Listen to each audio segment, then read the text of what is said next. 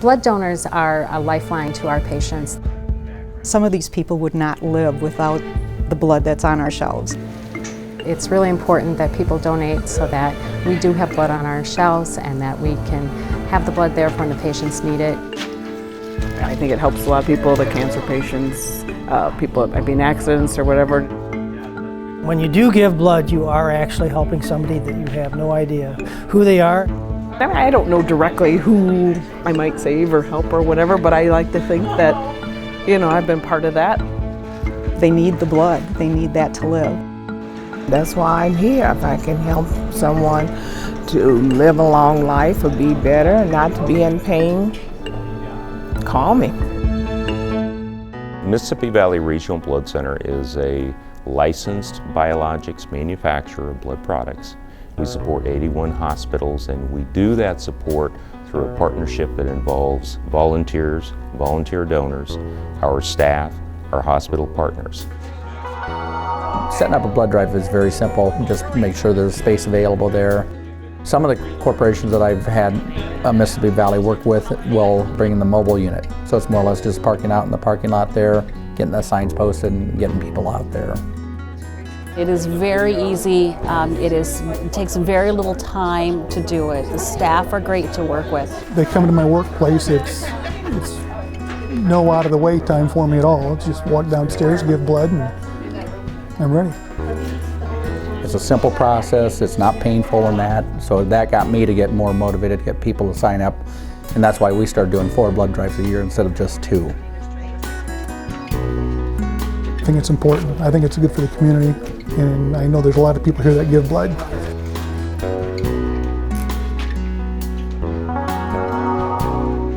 There's a lot of testing that goes on. There's a lot of highly regulated product conversion process that goes on by talented staff and supported by volunteers throughout the process to ensure that we have reliability in terms of providing those blood products for patients in need, but that it's done consistent with the regulations and requirements that we operate under.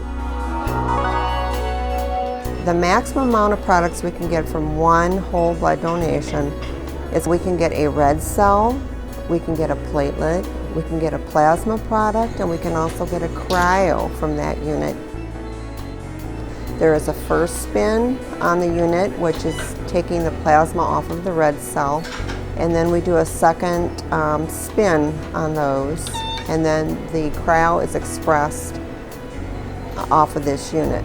When you consider that out of a single donation, you could have the red cells go to one patient, the plasma help another patient, so that individual donor's act that one day can help multiple patients. I have had some family members myself that have received our blood products, so we just keep in the back of our mind that, potentially this go to our own family members.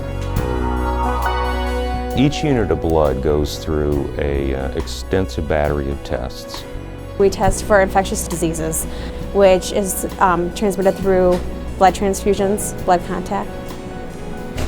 You want to know that if it is your father, your mother, your grandmother, your child receiving that blood product, that you would want it to be safe, so you ensure its safety no matter who the recipient is. We're able to order stat blood, and we know that as soon as we order that it's going to be out the door in 15 minutes. We never close here, so we're 24/7. There's always someone here in distribution.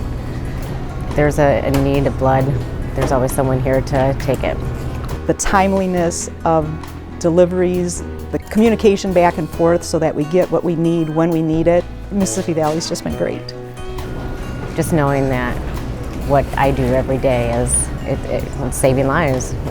Every day we're saving lives. None of this works without the donor stepping forward. None of it can happen. None of the lives can be saved without the donors first getting into the bed, rolling up the sleeve, and saving lives. If we don't have any blood to give to our patients, we can't serve our patients and save them at times. Those donors save up to 3 lives with every single donation, and you never know what could happen and when that need is there.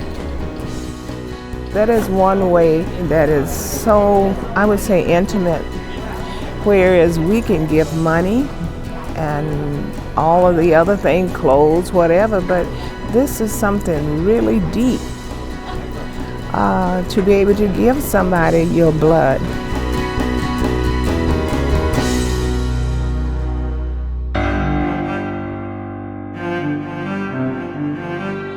I went to the hospital about 3:30 Wednesday, December 14th in the morning, preparing for a regular delivery. She woke up with pains in her left side, so we thought maybe it was the time.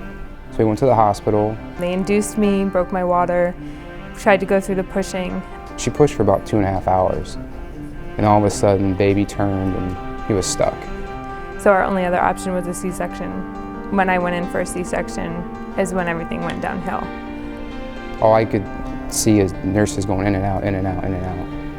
And doctor came in, told me what was going on. My uterus wouldn't contract and my blood wouldn't coagulate, so I had postpartum hemorrhage, worse than most women would have it.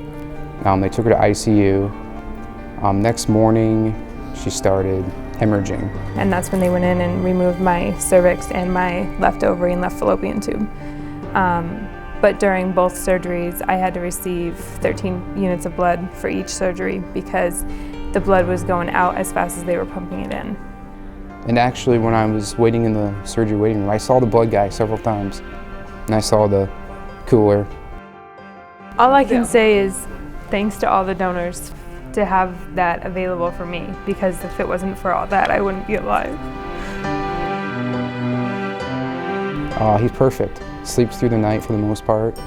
Pretty much sleeps and eats. He's just a gift from God. I mean, he's an absolute miracle, and I could stare at him all day long. This is the type of story that happens on a daily basis in the areas that we serve, and truly lives were changed and a family was kept whole, and that's great.